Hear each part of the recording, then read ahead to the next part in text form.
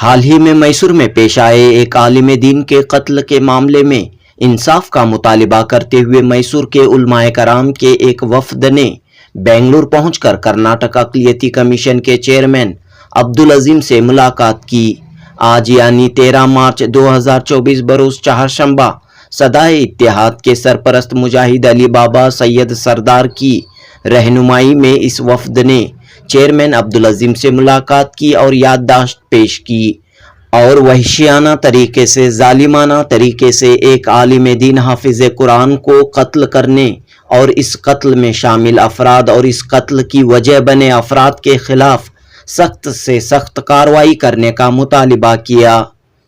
हमें आपसे आने का मतलब क्या है, मकसद क्या है हमारा, क्या भी सियासी दबाव में आपको बड़े मुजरिमा नहीं बचना। अब सुपारी किल्लाराम भूथी पूरे कर्नाटक हाटांगी उनको खाली इतना पैसा मिला तो उन्हें मौलवी भी देखते नहीं, आलिम भी देखते नहीं, पॉलिटिशियन भी देखते नहीं। उनका काम क्या करते सुबह करके चले जा मार को चले जाना। लेकिन उनके पीछे जो टूल्स काम कर रही ना, हमें आपसे क्या डिमांड करेंगे, तो ऐसे टूल्स चाहे उन्हें कितने बड़े ओहदे में भी रंधे, चाहे कितनी बड़ी सियासत की कुर्सी में भी रंधे, उस मुलजिम को आप कैफर किरदार तक पहुंचाना। हमारी ये डिमांड लेकर पूरा कर्नाटक का इतना मैसूर का वफद, बेंगलुरु के उलमा और पूरे मैसूर के बड़े बड़े तंजीमों की जिम्मेदार आपके पास आकर हैं सर। वाज़ेह रहे कि इसी माह 8 मार्च 2024 जुमे की रात बाद नमाज इशा 44 साला हाफिज मोहम्मद अकमल सिद्दीकी का बेदर्दी के साथ वहशियाना तरीके से कत्ल किया गया। मैसूर के राजू नगर से ताल्लुक़ रखने वाले हाफिज मोहम्मद अकमल नमाज इशा अदा करने के बाद घर लौट रहे थे। तकरीबन 8:30 बजे चंद अफराद ने तलवारों के साथ उन पर हमला किया और उनका कत्ल किया। मैसूर से आए इन उलमाए कराम ने इस पूरे वाक़ये की रुदाद अक़लियती कमीशन के चेयरमैन अब्दुल अजीम को सुनाई और अब्दुल अजीम ने फौरी तौर पर मैसूर के मुतल्लिका पुलिस अफसरों से फ़ोन पर गुफ्तगू की और गैर जानिबदाराना तरीके से इस पूरे मामले की जांच करने की हिदायत दी।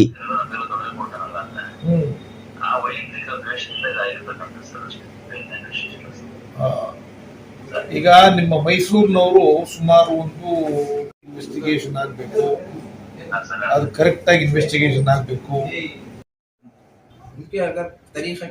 मैसूर के इन उलमाए कराम ने कहा कि इस मामले में चंद गिरफ्तारियां हुई हैं, लेकिन कातिलों के पीछे चंद बड़े हाथ कार फरमा हैं, लिहाजा उन अफराद के खिलाफ भी कार्रवाई होनी चाहिए।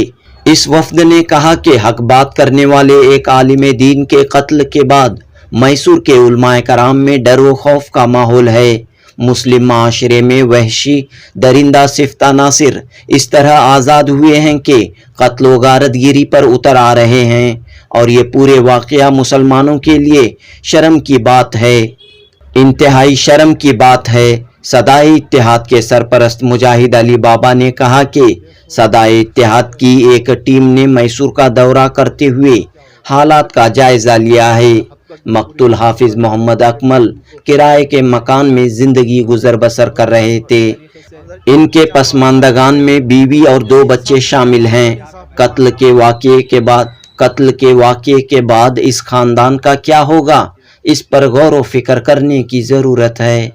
जनूबी हिंद न्यूज़ रिपोर्ट। इस पूरे मामले में अस्सलाम वालेकुम रहमतुल्लाहि व बरकातहू। लेकिन जो मैसूर के जो उलमा आए हैं, जो हादसा हुआ उसके बारे में फ़िक्र लेको जो माइनॉरिटी चेयरमैन को मिलने के लिए आए हैं। इंशाअल्लाह माइनॉरिटी चेयरमैन में इसका उम्मीद हम बहुत है, उन्हें कुछ काम करके हमारा इंसाफ दिला देंगे को, उसके लिए आके मिले बात करें। उन्हें भी स्टेशन को, लोकल स्टेशन को भी फ़ोन करें और कमिश्नर को भी, और मैसूर के कमिश्नर को, उनको भी बात करके उनको भी क्या रिपोर्ट लेना हो, तो हमें उम्मीद है वो कुछ लेकर बाद और एक बार फिर भी आपको मिलने की कोशिश करते हैं। तो ऐसा मामला पेश आता है मुस्लिम समाज में, कितनी तशवीश की बात है। एक आलिम दीन को जो है निशाना बनाया जाता है। ये सबसे बड़ी बात आलिम के ऊपर जो हुआ है, बहुत हमारे सिर्फ मैसूर के हद तक नहीं, पूरी हिंदुस्तान के अंदर कोई एक आलिम को कुछ होता है तो बहुत तकलीफ होती है। इस आलिम को एक हो रहा है तो उसके लिए पूरे उलमा कराम मिलको ये फिक्र लिए। बस सबसे पहले इंसानियत से जुड़ा हुआ मामला, दूसरा जो है एक जो जिसके ऊपर हमारा ईमान है, कुरान पाक जिसे मैं बोलती हूँ, उसका एक हाफिज, उसके बारे में हादिसा हुआ तो जो फौरन जो है सदा इत्तेहाद हमेशा से जो है नौजवान उलमा के पीछे काम कर रही थी।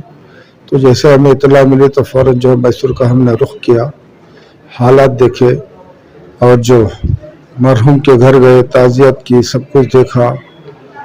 ये जो प्रोग्राम हुआ 2 दिन पहले, उसके बाद में जो क़त्ल हुआ 2 दिन बाद, अब ये 2 दिन के बीच में क्या हुआ क्या नहीं हुआ, इसकी बेहतरी से जानने के वास्ते जो है हमें जनाब अब्दुल अजीम साहब से यह कहा कि ये पहले ही ये लोग आने से पहले कि पूरी तरह से इसकी खूब जांच हो, जो सही इसके पीछे है उसके ऊपर कार्रवाई होना चाहिए।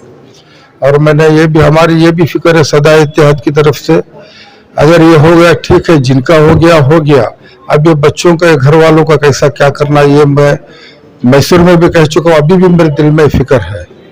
केस होगा, केस चलता रहेगा, वो अपनी जगह पर है, लेकिन अब उस घर का क्या होगा, जो घर के अंदर जो बाल बच्चे जो पलते थे उनका कैसे क्या होगा, ये हम सदा इत्तेहाद वाले 2 दिन से यही हम लोग फिक्र करें कैसे क्या करें, किससे क्या मावता दिलाना, क्या करना वो बच्चों का, वो घर का, क्योंकि जो साहब मरहूम जो हुआ उनका तो खास घर है भी नहीं। जब हम घर गए तो उनका घर भी किराए का घर है, और एक बच्चा जो है अभी भी वो उस काबिल नहीं है कि अपने पैर पर खड़ा रहे। ये सारी फिक्र हम सदा इत्तेहाद से सोच रहे हैं, देखेंगे अब सब तमाम लोगों से बैठ करके बात करके एक नतीजा निकालेंगे। हाँ, जो वर्जिन, जो सही माने में जो इसका जो मुजरिम है, वहाँ के लोकल जो भी है, उनको जो सजा मिलना वो हक है, वो सजा मिलनी चाहिए। और खामखा अगर किसी का नाम बीच में लिया गया है तो उसे दूर करके आपस में दुश्मनी बढ़ाने से बेहतर है कि हमें बैठ के सुलह कर लें। बस ये हमारी कोशिश है। क्या ये बात जो है उलमाए कराम, जो बड़े उलमाए कराम है या जमीयत उलमा है, वहाँ तक पहुँचाई गई है आपकी इस तशवीश को, आपकी इस फिक्र को? जी, असल मकसद हमारे यहाँ उलमा का आने का मकसद क्या है कि ये वाक़या जो है एक आलिम के साथ पेश आया, और ये इससे पहले भी मैसूर में एक हादसा पेश आया 2001 में। तो वो जिस तरीके से रूपोश हो गया, वो क्या वाक़या हुआ, वो पर्दा पड़ गया। इस वाक़े को भी ऐसा पर्दा ना डाला जाए, मुस्लिम जो इसके ऊपर जुल्म करने वाले हैं, कातिलीन को उनकी सजा दी जाए, और जो मजलूमीन हैं उनको उनका हक दिया जाए। इसी फिक्र को लेकर आए हैं उलमा, कि उलमा लावारिस नहीं है, इनको कोई भी आके उनके साथ कोई भी कुछ मामला कर दे और उनके पीछे कोई खड़ा नहीं है, ऐसा ये नहीं है। हम लोग जो है उलमा इसी पैगाम को लेकर आए हैं कि उलमा के साथ ऐसा मामला ना हो। उलमा कौम के कायदीन हैं, उनका काम ही है कि बुराई को बुरा बोले और अच्छाई की तरफ बुलाना उनका काम है। अगर इस तरीके का मामला होगा तो लॉ एंड ऑर्डर खराब होगा, जिससे पूरे माशरा का निज़ाम जो है वो खराब होगा। तो इसको खत्म करना चाहिए, लॉ एंड ऑर्डर पे चलना चाहिए। जो भी कोई गलती करता है तो उसको कानून के तरह से उसको जो है सजा देनी चाहिए। खुद अगर अपने तौर से इस तरीके के मामले करेंगे तो निज़ाम खराब होगा। बिलखुसूस उलमा के साथ ये मामला हो और उस पर खामोशी हो जाए तो यह माशरे में जो है हक बोलने वाले कोई नहीं रहेंगे। तो हम लोग यहाँ इस वजह से आए हैं कि एक आलिम के साथ जो ये वाक़या हुआ है, ये बहुत बुरा वाक़या है, गलत वाक़या है, ये बहुत ही अफसोसनाक वाक़या है। इस पर हम लोग नकीर करते हैं। हम चाहते हैं कि उलमा इकराम हक बात कहने के लिए ही हैं, हक बात उनको कहना चाहिए, और उसके लिए हम अगर कोई बात पेश आती है तो हम तमाम उलमा उसकी मजम्मत करेंगे और उनका साथ खड़े रहेंगे। जी, अजीम साहब से मुलाकात हुई। हमारा मैसूर से आने का मकसद ये है, जो असल मुजरिमा हैं, जो असल कातिला हैं, जो मास्टरमाइंड हैं, अब तक उनको अरेस्ट कर नहीं। हमारी डिमांड भी ये थी और हमारा मुताला भी ये है, मुतालबा कि जो असल मुजरिम हैं। कितने लोग इस मामले में गिरफ्तार हुए हैं? क्या अब तक तकरीबन 6 अफराद गिरफ्तार हैं, यानी पूरे बच्चे गिरफ्तार हो गए, बाप अभी आज़ाद घूम लेकर है। ये बाप को गिरफ्तार करना ज़रूरी है। जो मकतूल थे वो क्या थे, क्या उनका? हमारे मेरे बड़े भाई थे। हाँ, पूरा नाम क्या था? मोहम्मद अकमल, हाफिज मोहम्मद अकमल। वो आलिम दीन थे? जी, हाफिज कुरान थे। हाफिज कुरान थे। कहाँ पर वो इमामत करते थे? वो मदनी मस्जिद में खिताबत करते थे, उसके बाद सुल्तान शहीद में उन्होंने इमामत भी करते थे, सफा बैतुल माल के सेक्रेटरी भी थे। तो क्या उनके वीडियो की वजह से उनको निशाना बनाया गया? हक बात उन्होंने जो बोलते थे वो हक बात इनको कड़वी लगती थी, इनको हजम नहीं होती थी। जो भी उन्होंने बोलते थे शरीयत के खिलाफ कौन भी आवाज उठाएगा तो उन्होंने बशीर कर को नहीं, कौन आवाज उठाता है कि शरीयत के खिलाफ कौन जाता है कि उसके उन्होंने अगेंस्ट बोलते थे कि शरीयत में ऐसा नहीं है, आप गलत बोल रही बोलकर उन्होंने बोलते थे। अब उतना बोलने की वजह से इन लोगों को उनकी बात हजम नहीं हुई। मुझे घबरा पर कुछ वजह नहीं है। ये जो हमारे भाई थे हाफिज अकमल, इन्होंने हक बोलने रत्ती भी हिचकिचाते नहीं थे। आप बहुत सारे उनके क्लिप भी देखे होंगे। मैं जो है हक की आवाज, चाहे मेरी गर्दन होना तो मैं कटा सकता हूँ, लेकिन मैं हक की आवाज को दबाने में झुका सकता नहीं। ये क्लिप है उनकी, तो ये बोलना चाहिए उनका सबसे बड़ा जो है गुनाह होगा। तो अब जो हाल ही में जो केएमडीसी के चेयरमैन अल्ताफ साहब को ही इन्होंने आने की वजह से मैसूर में बहुत सारा शोर शराबा, बैनर्स, ये वो बहुत सारा लगाए, तो इन्होंने जो उसके खिलाफ आवाज उठाए। उन्होंने इतना पैसा बेफजूल भी खर्च कर रही, और कारपोरेशन कमिश्नर को उन्होंने बोल को ही क्या बोले तो ऐसा दूसरे को कानून हमना कानून क्या, इनको ऐसा तो मैं बैनर गवर्नमेंट प्रॉपर्टी पर सभी नो लगा को ऐसा सब कर को ही ना, एक ही नहीं निकाल रही सर को, कारपोरेशन को भी कमिश्नर को दबाव डाल को ही, तो इनको वो सिलक जागो क्या होगा तो ऐसा हमारे खिलाफ ये कर रही ना, और को बोला को कही जा रही है पॉलिटिकल रीजन भी है कि वो भी कारपोरेटर। जी उन्होंने तंजीम में थे, एसडीपी में थे उन्होंने, तो मई सुन्यास हो क्या कहते हैं, इनको डिक्लेयर करे थे इस मरतबा जो है नंबर 30 वार्ड से होशिया नगर से इनको हाफिज अकमल मौलाना को टिकट देना और को बोलकर तंजीम वाले डिक्लेयर करे थे। तो इन्होंने जो है वो वार्ड के अंदर कुछ काम कर को नहीं, वहां की आवाम जो है इनसे बहुत बेजारों को है और बहुत जुल्म सितम। इससे पहले भी हमें भी एक एफआईआर करे थे, बहुत सारा इन्होंने रिक्वेस्ट कर को हमने जो है माफी तलाफी कर को वापस भी लेने कराए, तब भी हमें उनको माफ कर को जो है वो एफआईआर वापस भी लिए थे। तो ऐसा जुल्म से जो उनकी वार्ड में आवाम पूरी बेजारों को है, इनको खौफ आगा। एक हक परस्त आदमी हमारे सामने आको खड़ा, तो जो भी हमारे माफिया, जो भी धंधे गैर गलत चल रही है हमारे वार्ड के अंदर, ये सब पब्लिक के सामने नो ले लग आती हैं। इससे बेहतर है हमें इनको क्या करना, और को इनको क्या करें, इनको रास्ते से हटा डालेंगे और को बोल को पूरे प्लानिंग कर को इनको रास्ते से हटा को बैठ को मशवरा कर को जुम्मा के दिन से इनका पूरा फॉलो कर ले फिर को मस्जिद को जब हाफिज साहब गए, मस्जिद में नमाज अदा करे, मस्जिद खैफ में 8:15 बजे ईशा की जमात थी, नमाज पढ़ को जैसे ही उन्होंने मस्जिद से बाहर निकले, जालिमान जो है वो तक ख्याल करे नहीं, हाफिज आलिम दीन नमाज पढ़ को आदमी मस्जिद से निकल रहा है, पूरा मुहासरा मस्जिद के पास बाहर खड़े कर को, वहां से चंद फासिले पर जो है तकरीबन 300 या 500 मीटर जैसे ही इन्होंने फौरन इनके जो है पीछे वार से तलवार से इन्होंने हमला करे गर्दन के ऊपर, जिसकी वजह से इन्होंने नीचे गिरते के साथ जालिमा जो है बड़ी बेदर्दी से, बड़ी बेरहमी से पूरे सर के ऊपर, जैसे इन्होंने औंधी मुंडी गिरे सिजदे की हालत में थे, तो सर के ऊपर इनको 5-6 वार करे, बड़े खतरनाक वार, जिसकी वजह से इनका भेजा भी निकल कर बाहर आ गया। ये वहां जो है इनकी शहीद हो गए। ये इनका पूरा मास्टर प्लान कर को इनको हाफिज साहब के जो है 2 बेटियां 1 बेटा, अभी हाल में 2 साल हुआ इनकी बेटी को, उसे भी एक बेटा था, वो भी बेटी इंतकाल हो को जो है अभी हाल में इनको एक बेटा है और एक बेटी है और एक बेवा इनकी बीवी है। जी तो आप क्या चाह रहे हैं आप सब लोग? हमें इंसाफ चाह रहे हैं साहब, हमें जो है इंसाफ चाह रहे हैं। ये जो खातिला हैं और जो मास्टरमाइंड हैं, असल ऐसे जो है गुंडे मवालिया को जो है ये कांग्रेस पार्टी से जो है इनको सीटा दे को, गुंडे मवालिया को क्या अच्छे आदमी नहीं क्या, मुसलमानों में अच्छे आदमी नहीं क्या, ऐसे आदमियों को जो है सीटा दे को। अब भी इनका ये हाल रहा तो बैठते के मन बिस्मिल्लाह खानी करे से का एक आलिम दीन का, एक हाफिज साहब का मर्डर का, तब इसके बाद क्या क्या होने वाला है तुम्हें खुद सोचो, तुम्हें खुद गौर करो। हमारा मुताला ये छे कि वो जो हमारी बेवा भावज है, हमारा जो यतीम बच्चा हमारा अंजर शाह है, इनको सब जो है इंसाफ मिलना, हमारा सब इंसाफ मिलना। क्या पढ़ रहे हैं आप? 10th स्टैंडर्ड कर रहा हूं। यही बस का इंसाफ इसी माह मार्च 8 को मैसूर शहर में एक आलिम यानी हाफिज कुरान जिनका नाम हाफिज मोहम्मद अकमल का कत्ल हुआ, और बहुत ही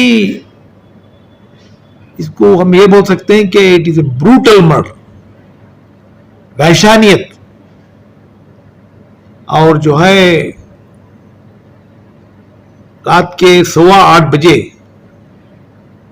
उदयगिरी मेन रोड पर जब वो जा रहे थे, उनका कत्ल जो है 6 लोगों ने मिलकर किया। उनके ऊपर जो है तलवारों से हमला किया गया, उनका सर फूटा। ये न्यूज जो है हमें अखबार में पढ़े, और पढ़ने के बाद में चेयरमैन माइनॉरिटीज कमीशन की हैसियत से मैंने वहां के पुलिस कमिश्नर को फोन पर राब्ता किया और वहां के इंस्पेक्टर से भी बातचीत की और इसका इन्वेस्टिगेशन चल रहा है। आज मेरे सामने मौलवियों का ये बहुत ही बड़ा वफद हाजिर हुआ। उसमें उनके 5 भाई थे और पूरे वहां के मैसूर शहर के अलग अलग इदारों के उलमाए इकराम भी मेरे पास आए और उनका लड़का भी आया जिनका कत्ल हुआ था। इनकी शिकायत ये थी कि मैसूर पुलिस कमिश्नर को और वहां के जो पुलिस ऑफिसर जो इस केस के तहकीकात कर रहे हैं उनको हिदायत दी जाए कि इस केस का इन्वेस्टिगेशन इम्पार्शियल इन्वेस्टिगेशन हो, इफेक्टिव इन्वेस्टिगेशन हो और मुजरिमों को सजा दी जाए। तो उनके मेमोरेंडम मैंने रिसीव किया और उन्हीं के सामने मैं पुलिस कमिश्नर से बातचीत की और मैंने जो है उदयगिरी पुलिस स्टेशन के इंस्पेक्टर से बात किया और जो अभी केस जो है मैसूर सिटी के सीसीबी के इंस्पेक्टर पोया नामी इंस्पेक्टर इन्वेस्टिगेट कर रहे हैं और उनसे भी राब्ता किया और जो है इन्वेस्टिगेशन के बारे में सवाल किया और मैंने ये हिदायत दी है कि इस केस में इन्वेस्टिगेशन इम्पार्शियल हो और सच्चाई को जानकर इन्वेस्टिगेशन करें और जितने भी एक्यूज्ड हैं उनका अरेस्ट हो, अरेस्ट होने के बाद में उन बराबर इन्वेस्टिगेशन हो और जो है इसके अंदर जो भी ये केस के अंदर जो है अबेटमेंट बोलते हैं उसे अबेट किया है या जो केस के लिए कॉन्स्पिरेसी में जो भी शामिल है उन तमाम के ऊपर एक्शन लिया जाए। कितने अफसोस की बात है कि सर एक आलिम दिन को निशाना बनाया और ये जो है ये बहुत ही गलत बात है। ऐसा तो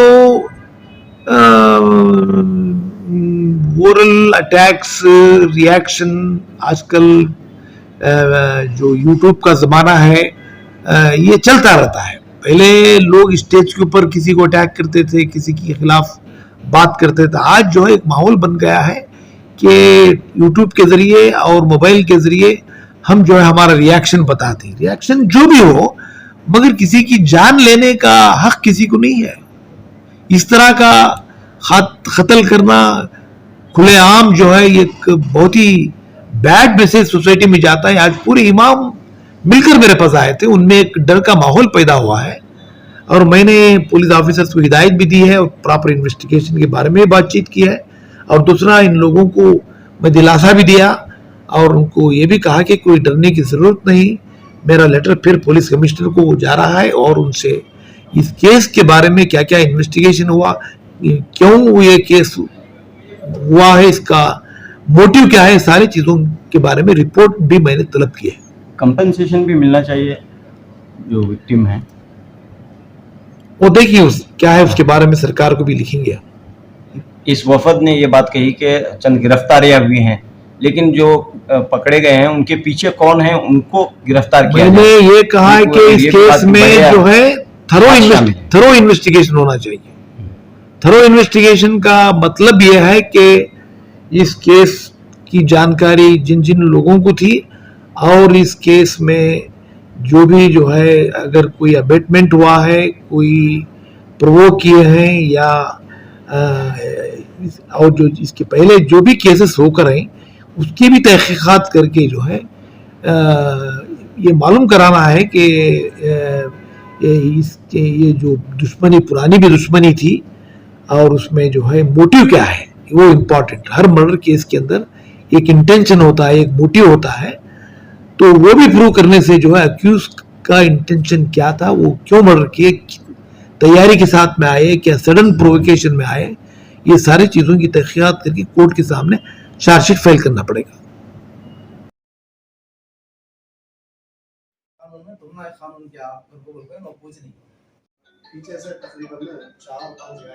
अटैक करे, कौन सी जगह अटैक करे, कैसे अटैक करे, कहां पर मार पड़ा था उनको, ये का कारण बता रहे हैं जी। मौलाना पर वो जहाँ भी कोई ज्यादती होती उनके भाई है अंदर